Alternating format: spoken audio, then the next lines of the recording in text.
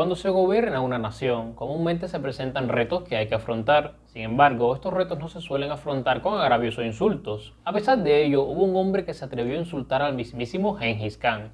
¿Quieres conocer sus consecuencias? ¡Intro Intrare!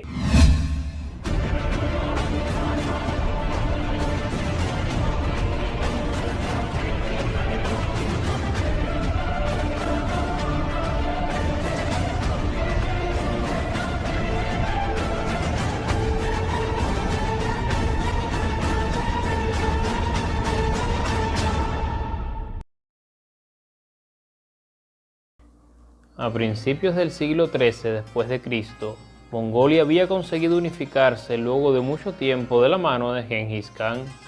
Chingis, como se llamaba realmente, había sido un conquistador relativamente benevolente hasta ese momento, pues soñaba con la conquista de China y no quería ser visto como un futuro emperador tiránico. Sin embargo, justo al oeste de sus territorios se levantaba el Imperio Khorasmio, y es aquí donde realmente comenzará nuestra historia. Khorasmia era un país relativamente nuevo ubicado en el centro de Persia y en sus alrededores, y seguía expandiéndose de la mano de su sultán Mohammed II. Pero en el mundo musulmán, para conseguir la oficialización de tu título o de tu país, necesitabas ser avalado por el califa. Pero en el caso de Mohammed II, el califa no quería reconocerle su título de sultán y mucho menos sus dominios. Y a Mohammed se le ocurrió un plan sumamente interesante para conseguir esta confirmación. Buscando demostrarle al califa un poder sin igual, Mohammed II creyó buena idea persuadir de nuevo al Khan de los mongoles para que lo atacase.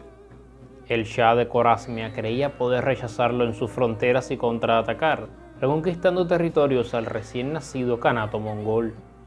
Gengis no buscaba expandirse hacia Khorasmia, en cambio buscaba comerciar con el Shah, ya que le resultaba enormemente rentable un tratado de este tipo. Fue entonces cuando se presentó un embajador mongol a la corte del Shah con un mensaje claro y conciso en el que el Khan mongol decía: «Tú gobiernas las tierras del sol poniente y yo gobierno las tierras del sol naciente. Seamos aliados». El embajador mongol se fue sin respuesta de la corte Khorasmia, y aunque ignorar un mensaje de un soberano era suficiente insulto, Gengis Khan insistió con la diplomacia. Pronto preparó una caravana de 300 comerciantes para reanudar la propuesta de un tratado comercial al Shah. Pero cuando la caravana llegó a la ciudad fronteriza de Otrar, el gobernador de la ciudad los capturó, acusándolos de espionaje. Gengis Khan, dando muestra de una paciencia infinita impropia de una figura como la suya, le dio una tercera oportunidad a sus relaciones con el Imperio Khorasmio y envió una tercera embajada compuesta por 2 mongoles y un musulmán para llegar a un acuerdo por la liberación de la caravana. Al ver que las provocaciones al Estado mongol iban a dar sus frutos, el Shah Mohammed II ordenó decapitar al embajador musulmán y rapar a los 2 emisarios mongoles, siendo esta la mayor humillación que un mongol podía recibir. Mohammed estaba contento. Los embajadores regresarían a la corte del Khan humillados y este finalmente atacaría Khorasmia, pero él ignoraba un dato perturbador. Con su insulto, acababa de condenar a la muerte más horrenda a decenas de millones de personas, incluyendo a sus propios ciudadanos. El que conozca a Gengis Khan sabe quién es Gengis Khan. Cuando terminó su campaña en China, el Khan mongol regresó para invadir Khorasmia con un ejército de 250.000 hombres que sembrarían el caos y la desolación por donde quiera que pasaron. El ejército khorasmio, compuesto por una amalgama de mercenarios, levas y algunas tropas de élite, se demostró incapaz de vencer a los demonios mongoles en campo abierto y se atrincheraron en las ciudades. El Shah creía que los mongoles no sabían asediar ciudades, pero las lecciones aprendidas de la guerra en China demostraron lo contrario. El terror se apoderó del emperador de Khorasmia cuando los ejércitos mongoles, en una maniobra de guerra relámpago medieval, derrotaron a su ejército y cortaron su retirada hacia Bujará. Por aquellos días, la ciudad caería, siendo la primera en ser tomada en Khorasmia por Gengis Khan. El Khan de los mongoles se presentaría en persona ante la mezquita más grande de la ciudad en la que cientos de personas se habían intentado refugiar. Genghis inauguró entonces la ola de invasiones más devastadora de la historia de la humanidad, diciendo ante los presentes: yo soy el azote de Dios y he venido a hacerlos pagar por sus pecados. Acto seguido, el conquistador ordenó la masacre simultánea de todos los que se escondían en la mezquita, quemándola una vez se llenó de sangre. En Samarcanda, si los soldados mongoles querían cobrar su botín, tenían que matar al menos 24 personas como requisito. Tras su conquista, los generales mongoles ordenaron a sus habitantes salir a los exteriores de la ciudad. Miles de hombres y mujeres fueron entonces decapitados y sus cabezas quedaron apiladas en terroríficas montañas de cráneos. A pesar de ello, el Shah Mohammed había conseguido escapar de la devastación que acontecía en las provincias orientales de Corasmia, pero el emperador no podría reunir otro ejército. En algún momento del año 1221, el Shah moría de pulmonía, aunque se dice que murió de tristeza e impotencia, viendo cómo su imperio se caía en 1000 pedazos y sus vasallos morían masacrados. Lo que había sido un simple capricho político había pasado en la historia por ser el error más garrafal que un hombre jamás cometió. Pronto llegaron aterradoras noticias al resto de Corasmia de las masacres en las ciudades orientales. Varias ciudades se rindieron a los mongoles, otras tantas resistieron y sufrieron el mismo destino, a la par que el príncipe corasmio Nur al-Din intentaba establecer una desesperada resistencia desde el norte de la India. Los generales mongoles continuaron su avance por el mundo musulmán. Al llegar a las provincias occidentales de Corasmia, Genghis Khan le ordenó a su mejor general que incursionara en lugares más allá del territorio.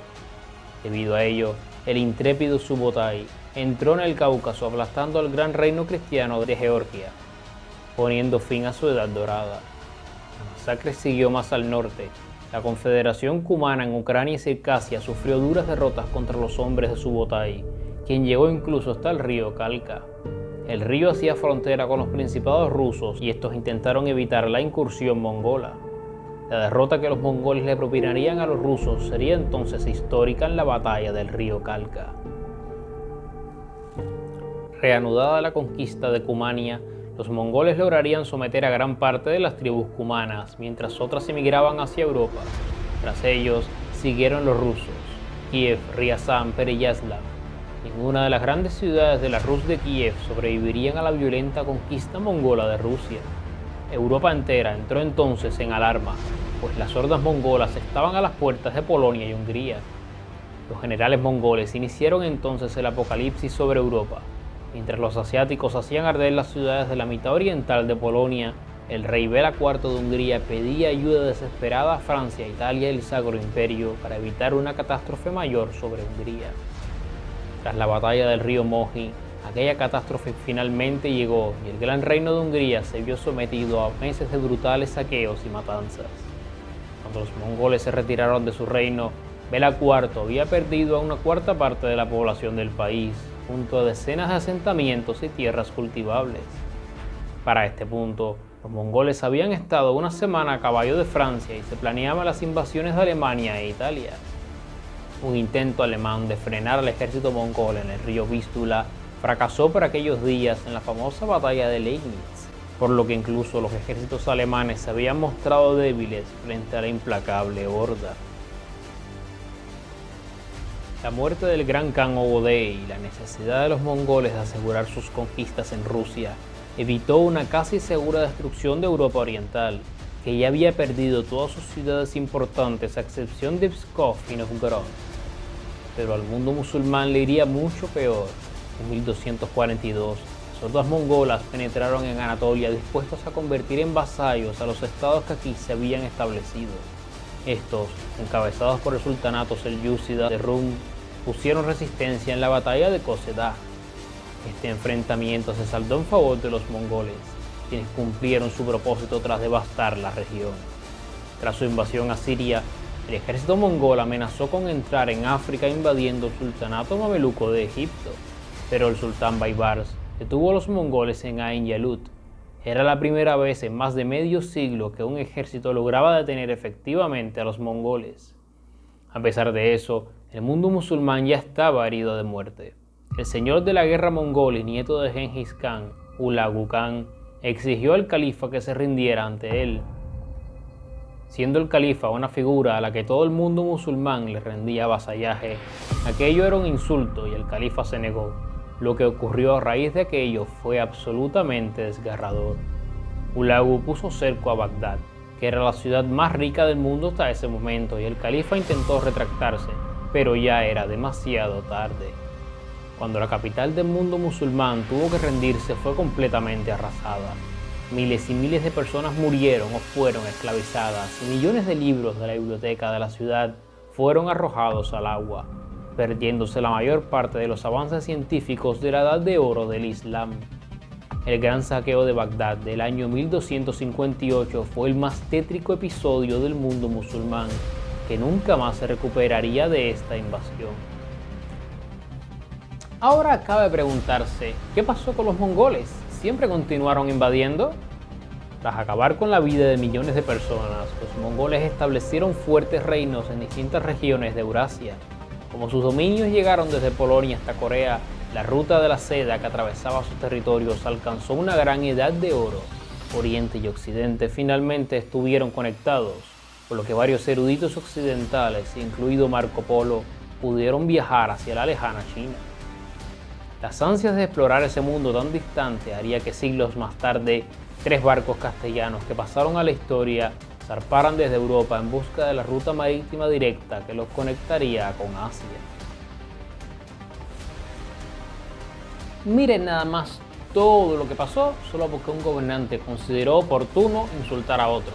Su estado rival lo conquistó y conquistó hasta países que ni siquiera conocía. Pero aunque la historia que viene después de esto es absolutamente fascinante, de momento el último romano se despide. Les dejo la reflexión en el ending y recuerden, lo importante no es saber historia, sino entenderla bien. ¡Hasta el lunes!